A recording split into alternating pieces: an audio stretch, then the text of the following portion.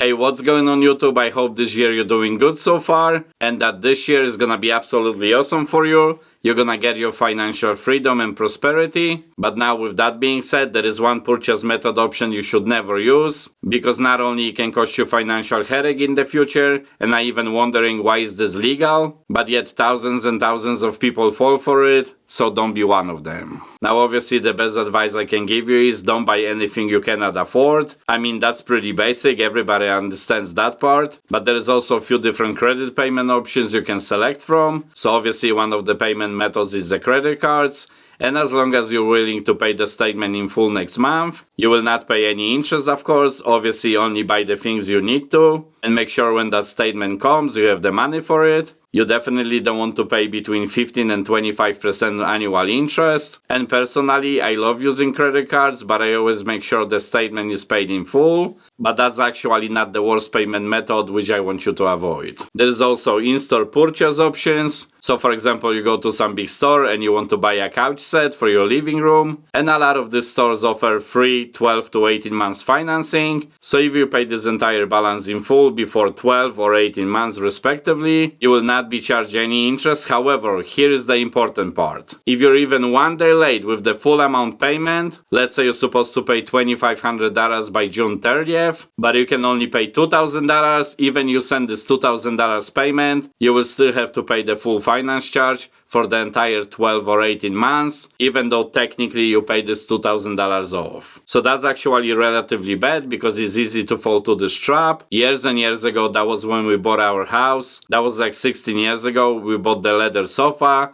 with 2 nice recliners, and I think the table, and the financing was free for 18 months. But guess what? We were paying some small amount of money monthly, but then I forgot and missed the full payment day by the date due, and we end up paying a few $100s worth of interest. But now the next payment method is absolutely the worst. And I'm talking about buy now and pay later. You know, whether you want to have some designer clothes, maybe some bag, or even something for your YouTube, laptop, camera, it doesn't matter what you want to buy. A lot of people fall for it, thousands actually, if not hundreds of thousands. And the stores offer this plan because it pays them really well. So not only the stores make more revenue because you buy more items, it literally doesn't matter what you want to buy. Maybe you buy something that you originally thought you cannot afford, and originally the price, let's say for a laptop, was $1,500, but then you see 4 easy payments of $375, and you think to yourself, okay, I can do that, and I'm pretty sure I will pay the full amount before month number 4. And okay, maybe you will, but what's gonna happen if you cannot pay it until the due date, or basically before the interest kicks in? Now let's say this buy now pay later plan is 4 months of free interest, but then 25%. Now on the very surface it doesn't sound that bad, right? But then when you think about it, your credit card, let's say, is the same 25% interest, but that's for the entire year, not for the 4 months. And that's where the big difference is. So let's say the laptop was $1,500, so first 3 months you pay the payments as you're supposed to, but then month number 4, maybe your budget goes lower, maybe you had some other unexpected bill, and you cannot pay this last payment in full, even though the last payment was only $375, then the store or the company that gave you credit for this item will charge you full 25% interest,